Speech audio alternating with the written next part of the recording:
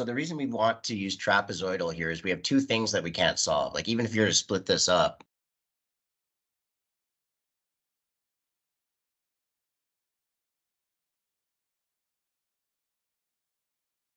you could do that, but here we're still stuck because A, we don't know how to solve either of these integrals. There's some techniques that you can learn in Calculus 2 to do this, and then enter the trapezoidal rule, which says that we can make an estimate of the area under the curve. In other words, the integral is approximated by h over 2 times y naught plus 2y1 plus ... yn. We have to solve for all these variables. We can go ahead and do that. It says use the trapezoidal. It doesn't really tell us how many trapezoids to use. It says use whole year interval. I think they're telling us that h is 1 here. Let's take a look at what the graph looks like here. Okay, so pretty straightforward. Just if it was 1 over x, really. Let's split this up so that the trapezoid is just moving up by 1 each time. So you'd have year 1, and then your next trapezoid would be year 2, let's say. And then 3 and 4.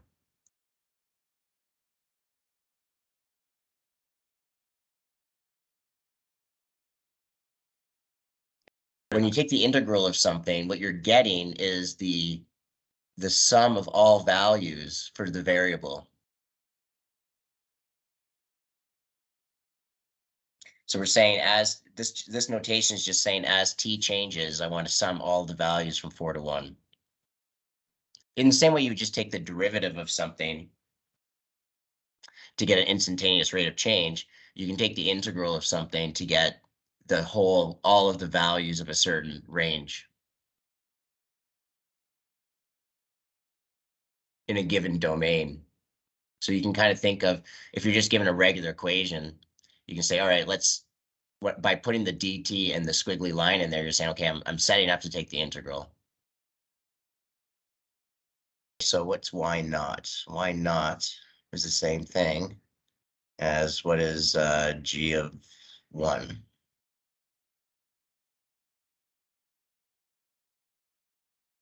G of 2.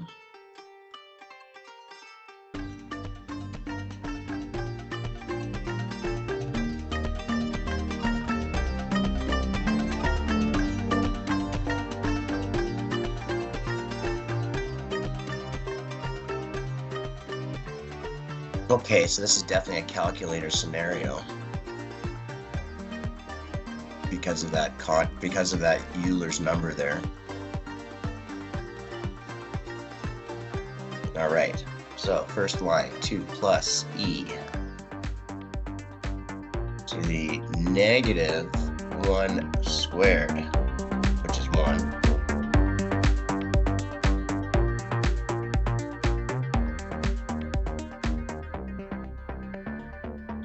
Here they round it to the nearest thousandth. So let's just take one more digit, maybe.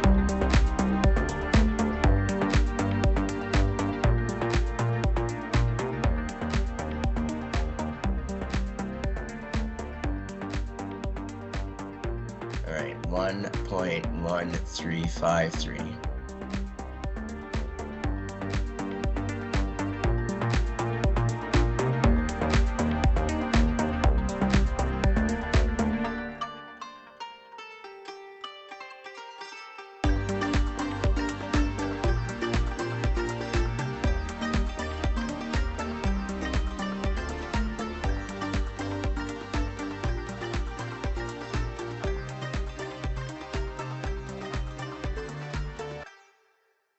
So that's the hard part, right? Is calculating all these y values, right? Like this would be y naught in the equation. Right? This would be y1 in that equation. This would be y2 in that equation, and this would be yn in that equation.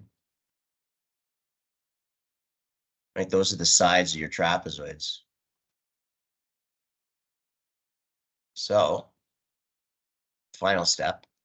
throw it into the equation. So I've got my H value is 1, my Y naught 2.6065 plus, again, make sure you, these ones are all multiplied by 2. Because they're the middle values and they're counted twice. They exist twice.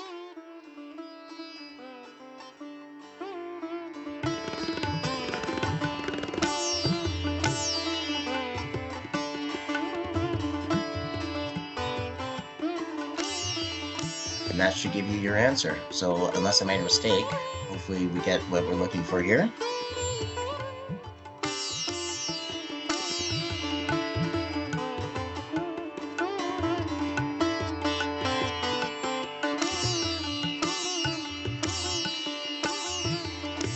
.367.